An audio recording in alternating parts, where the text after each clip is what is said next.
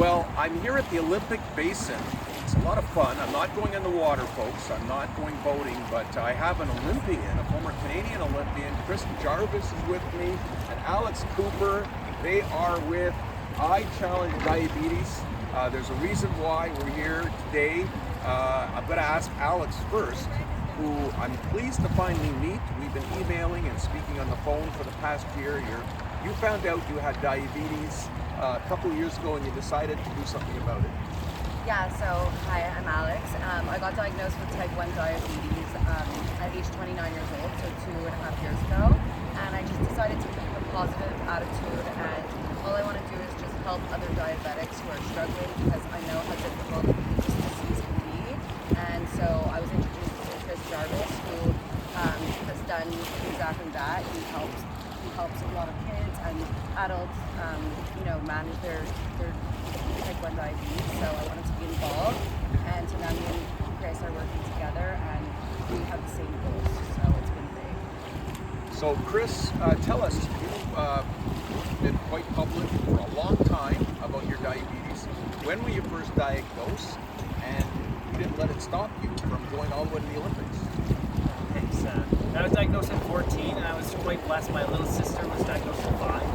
And so I got to see her strength, taking these needles multiple times a day, finger pokes, even in the middle of an activity when we're out playing, she has to stop and do that. So when Alex talks about the challenges, we feel those. And so with that support of my family already in place, I was able to take an optimistic approach as well. And I think that's so important when you're dealing with this burden every day. It can really weigh you down.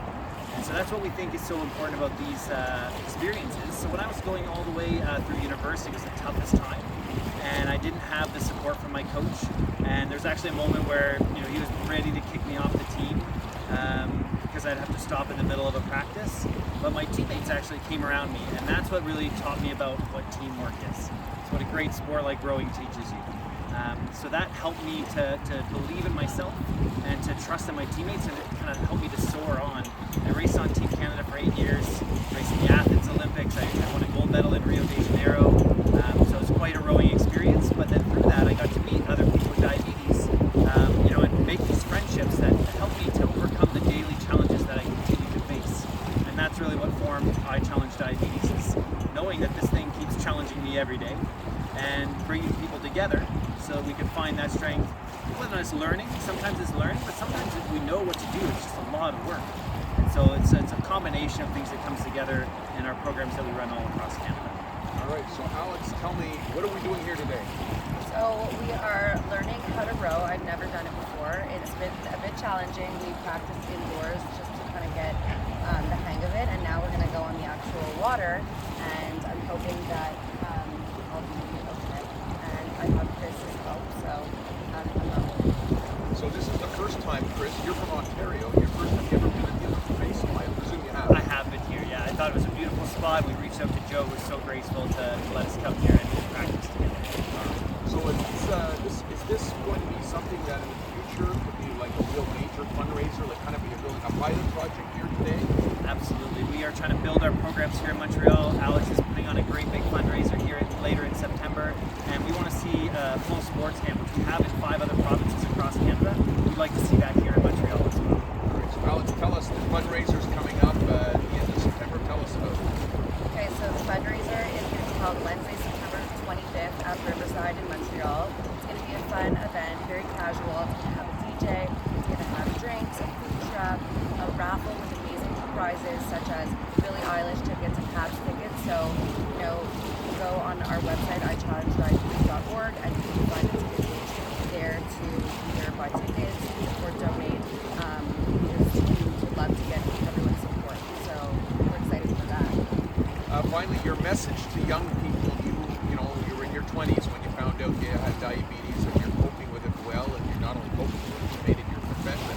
So what's your advice to young people out there who are getting diabetes and are very worried and concerned? So I definitely think it's important to have a community with people who are going through the same thing as you.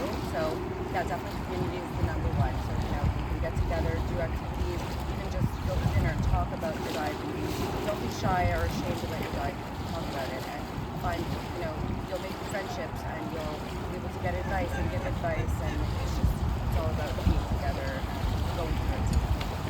And Chris, I'm sure that you've been an inspiration to many. I mean, who would have thought that you would go all the way to the Olympics? But there's a lot of professional athletes out there who have diabetes. I guess it's a matter of coping with it and making sure you do the right medication. Yeah, I think these things that we do every day to try to learn how to manage a chronic illness can make us stronger. Sometimes we forget that when we look at the challenges that we face, and we maybe judge ourselves for how we're coping with this. But that's in addition to all the other work that we do. So in your sport, look at the things that you're doing, the hard work that you're putting in, and that's going to help you out on race day or whatever your obstacles are. If it's a musician that we're going to have at